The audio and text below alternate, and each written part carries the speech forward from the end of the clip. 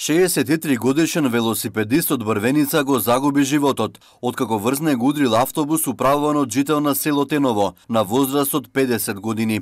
Сообраќајната несреќа се случила вчера околу 17 часот и 30 минути на патниот правец Тетово-Волковија. Велосипедистот веднаш бил префрлен во Тетовската клиничка болница, каде починал за половина час, поради сериозноста на повредите. Сообраќајната несреќа се случила токму на ова место на само 500 метри од излезот на село Брвеница и пред неколку месеци на овој локален патен правец загина велосипедист.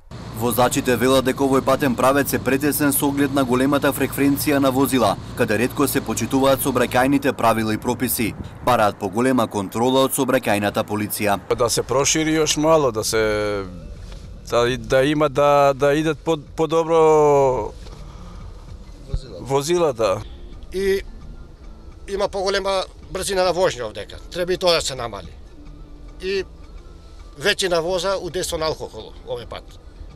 И без возачка дозволи, такви случаи се дешаваа.